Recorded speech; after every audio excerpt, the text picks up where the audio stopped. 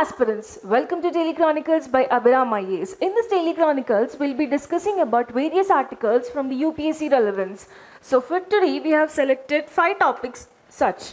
We'll be dealing with the International Day of Forest, which is today, which is celebrated on March of 21st every year.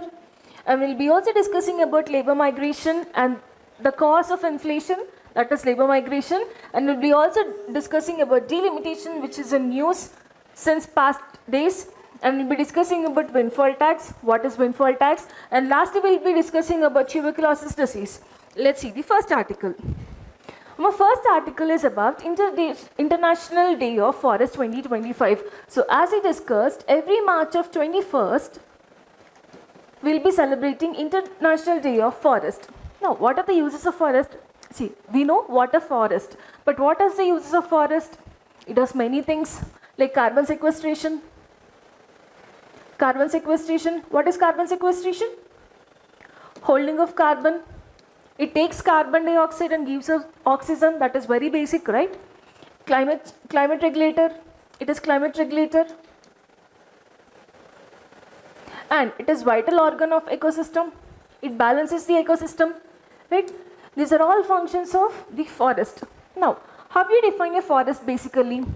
So, according to the FAO and according to the UNFCCC, there are 2 definitions according to this. So, basically, a forest is classified, like, to tell it is a forest, according to FAO,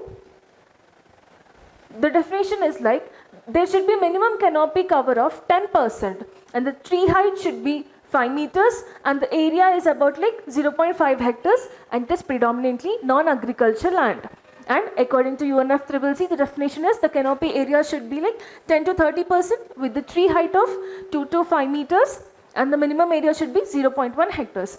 Specifically, I am talking about here canopy area. What is canopy area here? See, basically, can you see this leaves and branches? So, the coverage of leaves and branches here for a plant, that is the canopy area. Basically, if you stand near a tree, it gives you shade, right? For how much area it is covering, that is your canopy area. So basically, this is the canopy area. Remember this. This is very essential to understand the concepts further. So this is what is called the canopy area. Now moving forward. Okay, we have seen the definitions of forest. Now moving forward. Let's see how the forests are classified. Basically, on administrative basis, there are 3 types of forest. One is reserve forest, protected forest and unprotected forest. What is reserve forest? So these forests are under observatory of government. So under the strict government control. Next is protected. What is protected? So limited public use allowed. Limited public use is allowed. Then unprotected, everyone can go. There is an open access. Because of that open access, we are exploiting the forest, right? Next, on basis of forest cover density, FSA has been given the classification. What is FSA here? Forest Survey of India has been classification 3 types. First is very dense forest. Secondly, moderately dense forest, and third is open forest. What is very dense forest? As we saw, the canopy area. We have seen the canopy cover, right? See, if the canopy cover is greater than 70%, then it is very dense forest, like near, everything is near. For example, is evergreen forest, our tropical evergreen forest, and moderately dense forest where the canopy is in range of 40 to 70, 40% to 70%, and open forest, it is like 10% to 40% of canopy cover. This is important, just have the brief idea about this. And next, in coming to India, let's see the classification of forest. So, we have tropical evergreen, tropical deciduous, thorn forest, montane forest and mangroves forest basically. Let's understand through the map. Basically, tropical evergreen. Where are tropical evergreen forest? When there is huge amount of rainfall. Where we can see? North, east, south, west. Okay. Where we can see mostly in the Western Ghats region and also in the northeastern parts, right? Northeastern parts. Then next, coming to the tropical deciduous forest, where we can see the tropical deciduous forest in the central part of India and also in the northern part of India.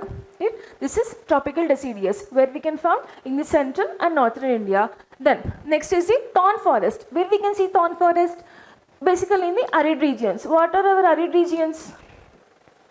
Gujarat and Rajasthan, and also in the Bundelkhand region, that is our Deccan Plateau region also.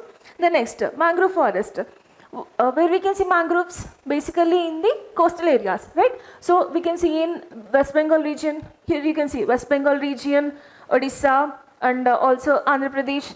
What is the world's largest mangroves? It is Sundarbans, right? Where are Sundarbans located? In West Bengal, right? Okay, now my question to you is, we know world's largest mangroves. Then what are the world's second largest mangroves and where it is located? Please do comment in the comment sections. Please do answer in the comment sections. And now, mountain forest. Where are this mountain forest? As the name suggests, in the mountain regions, like northern regions, in the Himalayan regions, and also some parts of the northeast ranges, and also the Nilgiris. Next is the mangroves we saw, mountain we saw, thorn we saw, tropical evergreen, tropical deciduous. And one more thing, what are the most forests we can see in India? So it is approximately 70% we can see tropical deciduous only. See, this part is all tropical deciduous, right? So mostly India is having up to 70% of tropical deciduous forest. Next, let's see about the India State of Forest Report 2023. So recently, last year we have FAO has published India State of Forest Report 2023. Let's see some key findings. So basically, the total forest cover is like 8,27,357 square kilometers. Nothing to do with this numericals, but it is important to remember this thing. So 25.17% is the India's cover of forest. Now this 25.17 is divided into forest cover is 21.76% and tree cover is 3.1%. This is important for the exam. It has been already asked in TGPSC prelims. Now UPSC also may have the chances of asking. So basically our TGPSC is notification will come again. So be prepared for that and also prepare for UPSC. Do not see both are different. Both are public service commissions. So remember, factual data must. So 21.76% is forest cover and the remaining is 3.41%. This is tree cover. Now this is important for the exam. Please do remember. So altogether we have 25.17% of India's area of forest. And next is, it has been increased since 2021. So there is an addition of 1,445 square kilometers of area, and also mangrove cover. It has been increased to 4,992 square kilometers. So the top states for forest cover increase are, you can see Mizoram, Gujarat and Odisha. In exam they can ask what is the ascending order or descending order of this forest cover. Please do remember this also even. And carbon stock also has been increased. That is, so there is an addition of 81.5 million tons of carbon stock increased. What is carbon stock? The storage of carbon in the forest. This is all about forest, and this forest, India State of Forest Report is important for the exam. So please do see. And other questions what they may ask? They may ask by giving any state or giving any forest, they'll ask where is this located. Okay, they'll give characteristics and they'll ask a question. So please be prepared, thoroughly revise your NCRTs. Now next. The next article is labor migration and inflation trends in India. So basically what the article is telling is that if a person is moving from so basically the article is telling that labor migration from low income to high income states in search of employment is resulting in higher inflation. So basically the article is telling that, see, if a person is moving from low income state, for example Bihar, to high income states, that is the Telangana or any southern state, What is happening? He is getting more money, more spending, such that inflation is on rise. Amma, very best example is that from our hometowns you are coming to Hyderabad, or from hometowns you are going to Delhi for better education. Then what is happening? Spending is increasing, demand is increasing, right? So due to that, inflation is also increasing. So the same thing is happening. Imagine we are in search of jobs, and from low income states we are moving to high income states. What is happening? We are earning more. Our income is more. Then what is happening? Our spending is also more. Due to the spending, demand is also more. So due to this demand, what is more? Obviously, the price rises. That is, inflation is more, right? So the article is telling the same thing. So basically, the article is telling that labor migration and inflation, right? Now, it is also telling that southern states. What are southern states? Southern part of India, Kerala, Tamil Nadu, AP, Andhra Pradesh, Telangana, etc. Karnataka also. So in the southern states, the inflation is raising up. So the article also highlights that northeast and western regions are having lower inflation against higher inflation trends displayed by southern and eastern regions. So basically it is telling southern states and western states, I think. No, southern states and eastern states are having high inflation. Southern states and eastern, this you can use in your mains answer writing also. So southern states and eastern states are having high inflation, then the northern and western states, it is having low inflation. Why? Because these people are coming to these states for the employment. Now, let's see what is the inflation, what are the causes of inflation briefly. So what is inflation? Inflation is nothing but gradual loss of purchasing power due to a sustained increase in the prices of goods and services over the time. Now, see, I have underlined the purchasing power. What is purchasing power? Very simple. For example, if you are having 100 rupees, for that 100 rupees, you are getting 10 apples. But for the same 100 rupees, you are getting 8 apples. But this scenario is in last month, Feb. This scenario is in this month, March. So you can see for the same amount, you are getting 10 apples in the month of February and 8 apples in the month of March. So therefore, you can say the purchasing power has been decreased such that inflation is on rise. That is, price levels are on rise. That is what inflation means, where the gradual loss of purchasing power. Now, what is causing this inflation? First, demand. How this demand occurs? Now, when there is population more in one state, obviously the demand will be more. For example, you can see in Ashok Nagar, where students come, there is much demand of hostels, much demand of rooms, so that rent is on rise. Rent is heavy, right? So, why? Because of demand. Then next, cost push inflation. What is this cost push inflation? See, if I am having 20 rupees of pen, for this 20 rupees of pen, the refill cost will be 10 rupees. Why? Because if the raw material is more, ultimately the product cost also will be more. So that is cost push. Then supply shocks. Due to international conflicts, what is happening? Oil is not coming to the point. Oil disruptions have been erased. So due to that, supply and demand conflicts are there. Due to what? Inflation is on the rise. Prices are on the rise. And money supply is if there is money supply, what happens? See, if I am having too much of money, I will be eagerly waiting to buy more things. What will happen? Demand will increase, such that inflation is on rise. And also, wage price spirals, both are same.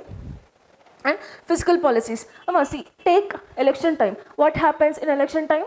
the promises will be, I will decrease the tax rate will be decreased, so that what happened, money with the people will be increased, so that demand will be increased. Due to this demand, what happens, inflation occurs. So these are all causes of inflation. Pause the video, take a screenshot, which will be easy for your understanding. The next, let's see how inflation is measured. Basically, you can measure inflation through these three types. One is WPI, other is CPI, and GDP deflator. First is wholesale price index. It measures only wholesale inflation. Other is CPI, that is consumer price index, which measures the retail inflation. And other is the GDP deflator, which it measures everything, economy-wide inflation. Now, what is this GDP deflator? That is nominal GDP by real GDP, nominal GDP by real GDP into 100. Remember this. And next, does WPA include services? No. It can be asked in your prelims to confuse you. Whereas coming to CPI, yes, it includes the services. Whereas GDP deflator, yes, it includes the services. Now coming to the base year. So for WPA, it is 2011-12, and for coming to CPI, it is 2012, and there is no base year, particularly for GDP deflator, it is variable. And this WPA is published by the Office of Economic Advisor under the Department of Ministry of Commerce. Remember here, this is Ministry of Commerce and Industry. But whereas coming to CPI, it is measured through National Statistic Officer, that is Ministry of Statistics and Program Implementation. Whereas coming to the GDP deflator, it is Central Statistic Officer, right? Next, do this WPA is used by RBI? No, it is not. Do the CPI is used by RBI? Yes, for its monetary policies, it uses CPI. And GDP deflator, it is not used. So this is about inflation, right? We saw what are the causes of inflation, what is inflation, and measures of inflation. Now, next article is about delimitation. So basically, what is the article about? Let's see. So Parliament was adjourned without transacting any business on Thursday as Dravida Munnetra Kazham, that is DMK protested in both the houses wearing t-shirts with slogans of no delimitation. So basically what happened is, DMK party members in both Rajya Sabha and Lok Sabha, that is Parliament, wear an attire of white t-shirts protesting that no delimitation, hashtag no delimitation. Now, what is this delimitation? Why they are fighting? Let's see. First, what is delimitation? Basically, nothing but it is like fixing the number of seats and redrawing the boundaries of Lok Sabha and State Assembly constituencies. Here, do not confuse with redrawing the boundaries of the states. No, that is another part. That comes under Article 124 of Indian Constitution. But here it is just fixing the number of seats and redrawing the constituencies of Lok Sabha and also for the Assembly constituencies. A very basic example, see. Consider Telugu states. For example, AP and Telangana. AP, the population is 5 lakhs. For Telangana, it is 6 lakhs. Now, where do you think there will be more constituencies? Obviously in Telangana. Why? Because as the population is more, representation should be also more. Population more, representation more, right? Number of seats in Lok Sabha and state assemblies also will be more. So for the sake, now what the southern states are protesting is that, see, southern states has taken family planning very well, but northern states there is huge population. Due to this whole huge population in northern states, southern states are demanding that no, do not do the delimitation because southern states may lack in representing, because we have taken family planning and our population is less, so this may come to the discrimination of representation. So what is the purpose of this delimitation? Basically, it ensures the fair representation, adjusts for population changes and also reserve seats for SC and ST communities. So basically in the census what we do, we take how many are SC people, how many are ST people and how many are OBC, OC people, like that. Yes, right? So with this we can see how many, where is the SC population more, where is the ST population more, and we can decide the seats consequently. Now, Who is the deciding authority? So basically this delimitation is done by Delimitation Commission, which is set up under the Parliament, Act of Parliament. Now, who comes under this Delimitation Commission? So it is appointed by the President of India. Now, what is the composition of that? Basically, retired Supreme Court judge, who is the chairperson, Chief Election Commission and State Election Commissions. Remember here, no MP, no MLA, not even PM, not even CM. That means no political representation of people. Only it is retired Supreme Court judge, Chief Election Commission and State Election Commissions. What is the power of this? Basically, it decides the boundaries of the Lok Sabha constituencies and for state assemblies. So the decisions are final, and remember this is important, it cannot be challenged in the court. Their decision cannot be challenged in the court. Now, let's see the historical context of this. So basically the first delimitation was done in the year 1952-51, where our first elections have been conducted. Why? Because we have taken the census that time. So it is conducted by the President with the help from the Election Commission. There are 4 delimitation commissions till now. That is, it occurred in 1952, 1963, after 10 years of gap, 1973, and after that 2002. So remember this is important. 4 delimitation commissions have been established. And what are the constitutional provisions for this? Article 82. What is Article 82 telling? So basically, Parliament enacts a delimitation act after each census. And Article 170, states are divided into territorial constituencies after every census.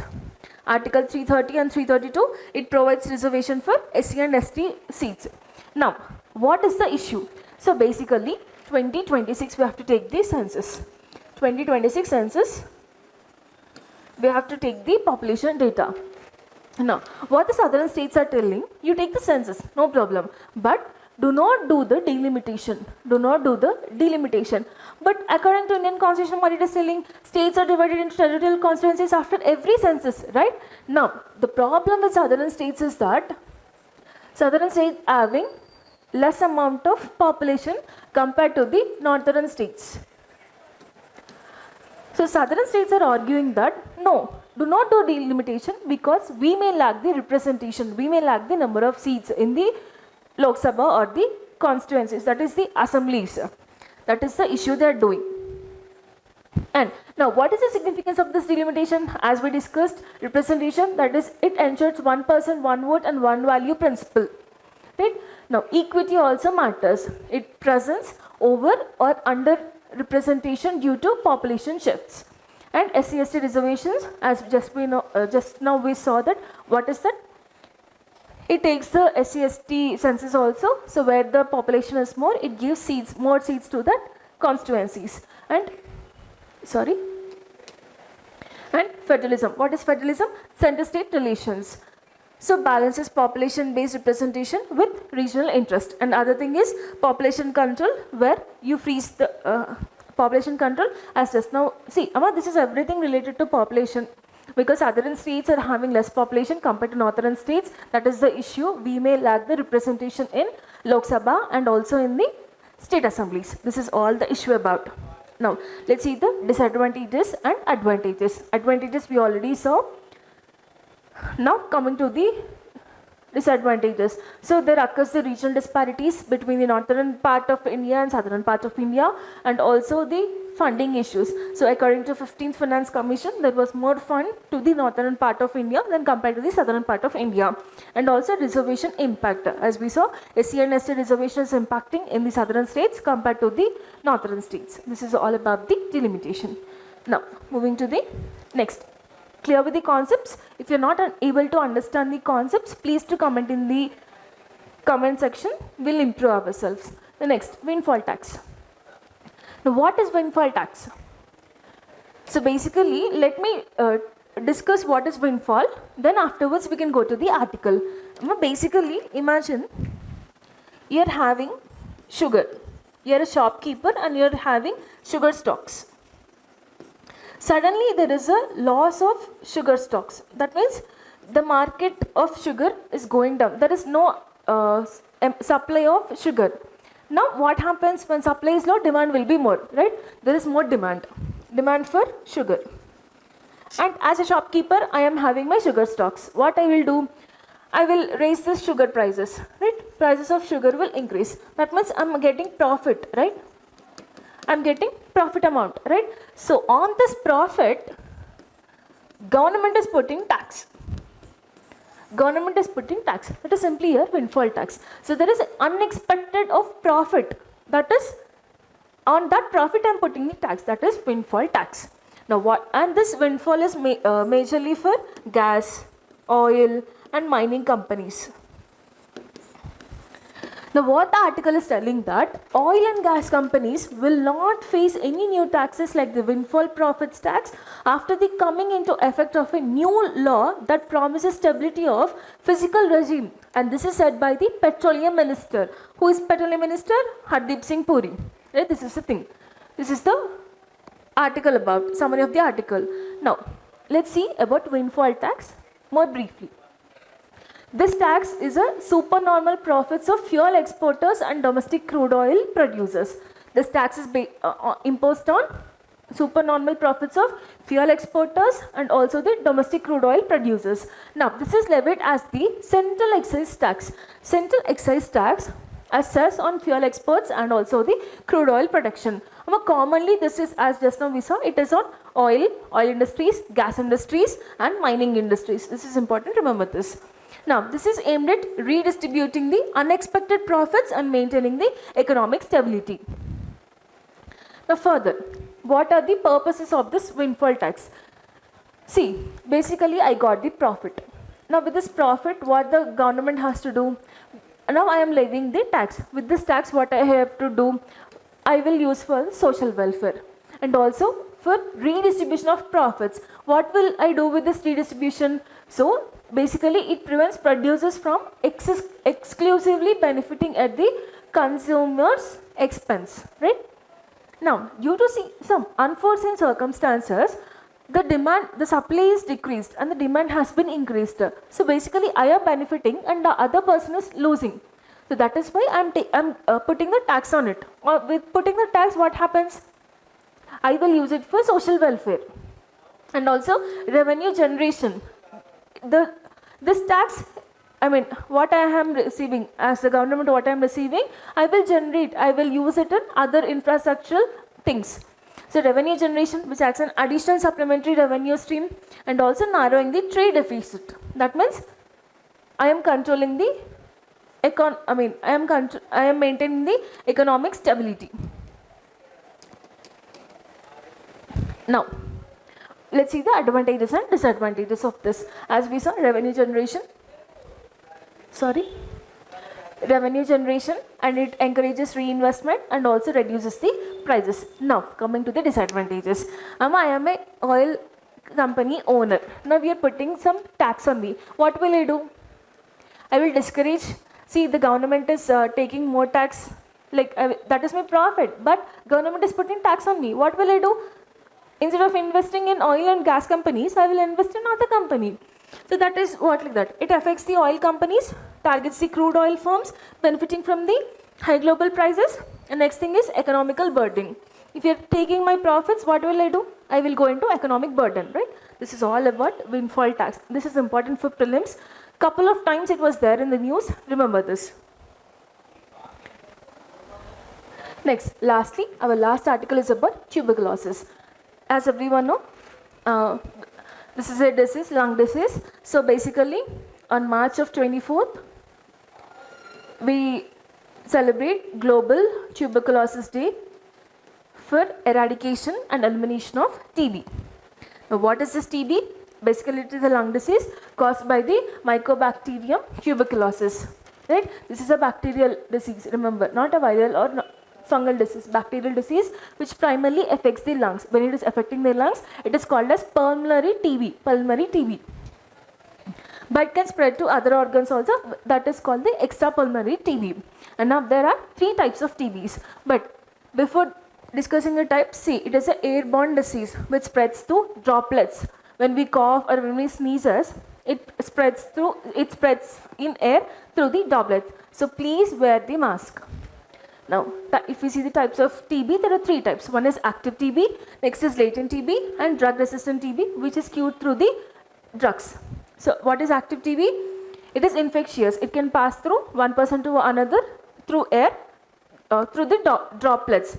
So, it is infectious. It causes symptoms like cough, sudden weight loss, and also sweats and fever in the nights. Latent TB. In this latent TB, the symptoms will not be shown, but in the coming years or further when the disease is developing more, then you will see the symptoms. Drug resistant TB, it is cured with the drugs. Now, coming to the Indian scenario, see basically India is the highest TB burden country in the world, right? Now, for this, there is a National Tuberculosis Elimination Program which is aiming to eliminate TB in India by the year 2025, which is ahead of global program. In global scenario, it is elimination of TB in the year 2030. But 5 years before, India has been planning to eliminate TB in the year 2025. Remember this. Now, let's see the government initiatives to tackle this TB, to eliminate TB. Pradhan Mantri TB Mukt Bharat Abhiyan, where community participation is needed to help others to encouraging to eliminate TB. So community participation in TB eradication, and next is National Strategic Plan for TB Elimination 2017 to 2025, as just now we discussed, and this year is 2025. Let's see India is able to achieve the elimination of TB or not. So framework for TB control.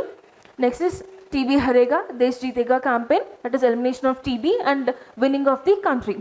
The next, Nikshay Poshan Yojana. This is important in this all because in this Nikshay Poshan Yojana, person will get, TB affected person will get 500 per month for the financial support against the TB. And then we saw India's goal. What is India's goal? To eliminate TB in the year, this year, that is 2025 year, ahead of global target, that is 2030. So we have discussed 5 articles for today which are very important for the prelims. That's all. We conclude today's articles. Thank you.